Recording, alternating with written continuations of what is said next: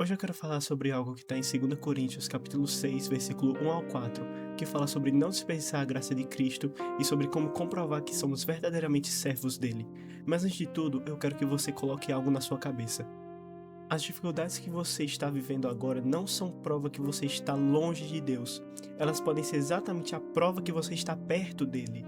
Então fica comigo até o final porque esse vídeo pode mudar o jeito que você enxerga o evangelho. Então, primeiramente, a gente vai ler o que está escrito em 2 Coríntios, capítulo 6, versículo 1 ao versículo 4. Portanto, nós, como os companheiros de trabalho no serviço de Deus, pedimos o seguinte: não deixe que fique sem proveito a graça de Deus, a qual vocês receberam. Escutem o que Deus diz. Quando chegou o tempo de mostrar a minha bondade, eu atendi o seu pedido e o socorri quando chegou o dia da salvação.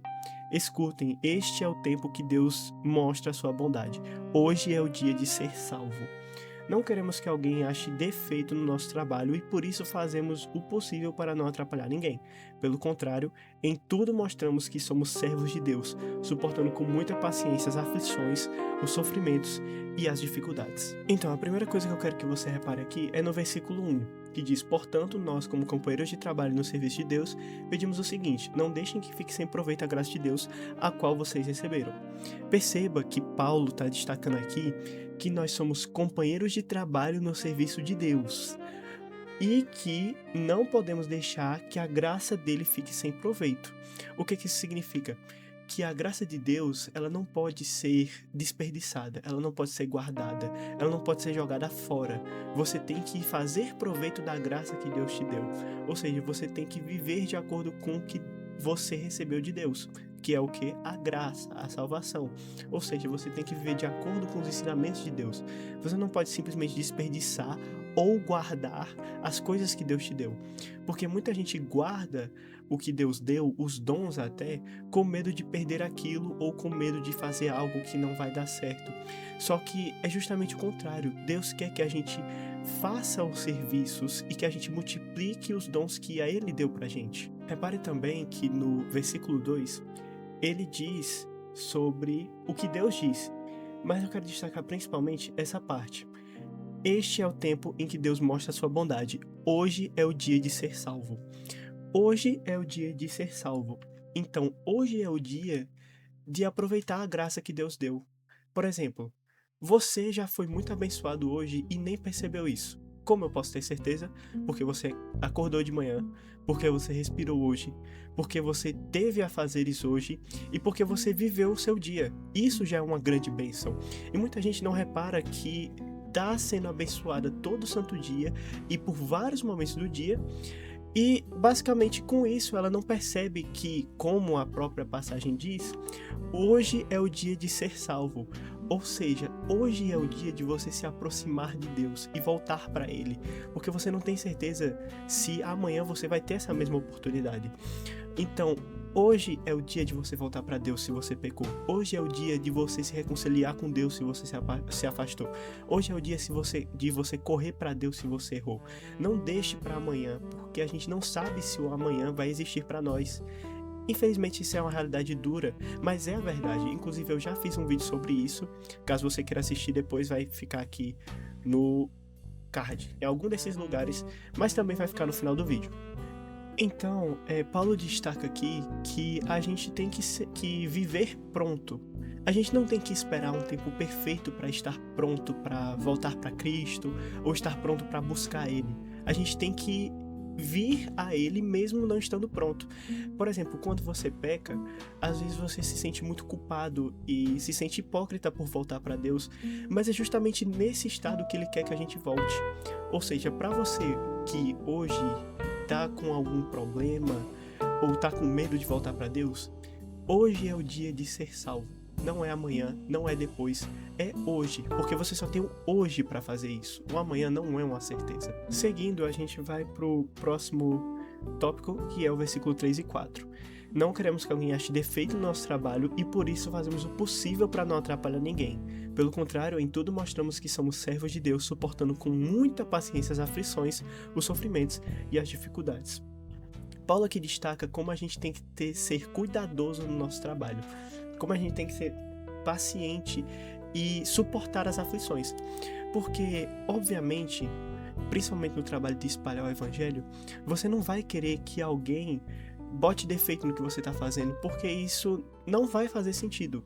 Vou dar um exemplo. Como que se alguém apontar um defeito no seu trabalho, significa que você não está fazendo certo. Por exemplo, como é que eu quero espalhar o evangelho se eu faço totalmente o contrário do que o evangelho diz? Como é que eu quero pregar sobre perdão se eu não perdoo o meu próximo? Isso que Paulo quer dizer quando ele diz que devemos ter cuidado para que ninguém ache defeitos nos nossos trabalhos. E também para a gente não, obviamente, atrapalhar os outros nos trabalhos deles. Já vi muita gente, por exemplo, vendo alguém pregar o evangelho e julgando aquela pessoa por ela estar fazendo aquele trabalho. Sendo que, na verdade, a outra pessoa que também deveria estar fazendo isso e, ao invés de fazer, está julgando o próximo. E também temos o versículo 4, que diz: pelo contrário, em tudo mostramos que somos servos de Deus, suportando com muita paciência as aflições, os sofrimentos e as dificuldades. É aqui que eu queria entrar no, provavelmente, tópico principal desse vídeo, que é: as aflições não são uma prova que você está longe de Deus. Pelo contrário, elas são uma prova que você está próximo de Deus, vivendo o que Deus planeja para você. Como assim? Deus não é um ser bondoso, um ser justo, um ser benigno? Por que que quando eu começo a seguir a Ele, na verdade, ao invés de minha vida melhorar, começam a aparecer dificuldades? Antes de responder essa pergunta, eu quero te fazer outra pergunta, especificamente para você que está assistindo esse vídeo. Quantas vezes Deus te deu uma chance e você desperdiçou ela por medo ou por achar que outra hora aquilo ia dar tempo? Quantas vezes você teve uma chance de ler a Bíblia um dia e desperdiçou porque falou, não, mais tarde eu faço? Quantas vezes você teve a oportunidade de espalhar o evangelho ou de pregar para alguma pessoa, mas passou aquela chance porque falou, e outra pessoa vai fazer isso? Quantas vezes você deixou uma oportunidade morrer, não necessariamente por maldade, mas porque você achou que ia dar tempo, ou porque você se acomodou num depois eu faço? Aqui a gente entra no tema de não deixar a graça de Deus ser em vão. Não receber a graça de Deus em vão. Porque quando você rejeita a graça... Porque rejeitar a graça de Deus não é necessariamente declarar que você está negando Deus. E sim, muitas vezes, deixar simplesmente oportunidades passar. Não porque você não conseguiu ir atrás daquela oportunidade, mas simplesmente porque você se acomodou em não querer aquilo. Paulo disse nessa passagem, o tempo é agora.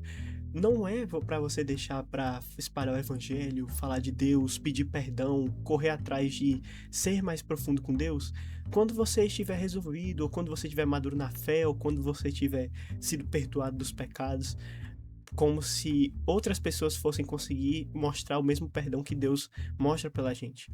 Não é pra gente deixar para fazer essas coisas quando estiver resolvido, mas sim hoje. Não é pra gente deixar as oportunidades passarem e sim agarrar elas, porque essas oportunidades é Deus que está colocando na nossa vida. A graça de Deus não é uma recompensa para quem está pronto, mas sim o que te torna pronto para receber as bênçãos de Deus. Agora, lembra daquela pergunta que eu fiz? Se Deus é um ser benigno, um ser bondoso, um ser justo, por que quando eu comecei a seguir a Ele, ao invés de começar a ter uma vida boa, eu comecei a sofrer, a ter aflições, a ter dificuldades? Isso é uma dúvida muito comum, principalmente nas pessoas que começaram agora na fé, mas ela tem uma resposta muito simples. Deus deixa a gente passar por dificuldades para moldar a gente, moldar nossa fé, moldar nosso caráter, moldar a pessoa que a gente é. Se você for pegar o exemplo de os grandes heróis e heroínas da Bíblia, por exemplo, você vai perceber que a maioria deles passou por aflições quando começou a seguir a Deus, ou por conta do propósito de Deus, eles passaram por muitas dificuldades. Isso significa que Deus é um Deus injusto que fez aquilo de propósito com eles? Obviamente que não. Isso significa que o sofrimento, quando você passa a buscar a Deus, agora não é mais um sofrimento mundano, e sim um sofrimento que tem propósito e tem principalmente sentido. Porque quando a gente sofre por conta de Deus, significa que Ele está moldando a gente para algo melhor. É uma mesma analogia de se você for pegar um ferro bruto para moldar ele numa espada. Quando você pega um ferro bruto, você primeiro tem que esquentar ele, a ir moldar, e nesse processo de moldar o ferro, você coloca ele no fogo, você coloca ele sob grande pressão, você bate nele, mas não é para destruir, e sim para moldar ele em algo melhor. Da mesma forma, quando a gente se entrega a Deus, a gente se dá para ele como se fosse esse ferro disponível para ele moldar. E por isso que muitas pessoas passam por aflições e se perguntam: mas eu não sigo Deus? Por que minha vida tá difícil? E é justamente aí que tá o objetivo do evangelho, você ser moldado para a glória de Deus, e não você só seguir Deus porque, na teoria, se você seguir ele, você vai ter uma vida extremamente fácil. Então, hoje, se você está passando por dificuldades, não ache que você está longe de Deus. Pelo contrário, sinta que você está perto dele. Porque a perseverança, quando você persevera no meio das dificuldades, não mostra que você está longe de Deus, mas sim que você está tão próximo dele, que você teve fé nele mesmo quando você estava nos momentos difíceis. A perseverança no meio das dificuldades não é uma prova que você está longe de Deus, mas sim uma prova que você tem fé nele. Essas dificuldades que você está passando não são uma forma de Deus te punir por conta de um erro que você fez, mas sim uma forma de Deus te moldar na pessoa que você deve ser no futuro. Então hoje, não deixe essa palavra morrer. Primeira coisa, não coloque o que eu disse aqui em uma gaveta no seu cérebro para amanhã você já ter esquecido disso. Não faça isso. Coloque tudo o que eu disse no seu coração, para que você enraize isso na sua alma e tenha certeza de que essas dificuldades que você está passando não são para te destruir, mas sim é Deus te moldando para ser a pessoa que você precisa ser no futuro. E que as oportunidades que Ele te dá não podem ser desperdiçadas, porque você não sabe se você tem o dia de amanhã para conseguir aproveitar aquilo. Segundamente, você tem que parar de enxergar as dificuldades que Deus coloca na sua vida como uma punição, mas sim como um terreno fértil. Por exemplo, quando você está passando por uma dificuldade, você pensa: o que Deus está querendo me ensinar aqui? E quando você começa a refletir dessa forma, você começa a amadurecer espiritualmente muito mais fácil do que se você só estivesse enfrentando todas as dificuldades enquanto reclama, ao invés de agradecer a Deus. E terceiro é que você tem que perseverar. Eu sei que é muito difícil fazer isso e que falar não é fácil, mas perseverar é essencial para você conseguir enxergar a glória de Deus. Porque se você desistir na primeira dificuldade, você nunca vai conseguir entender o que Deus tem verdadeiramente para sua vida.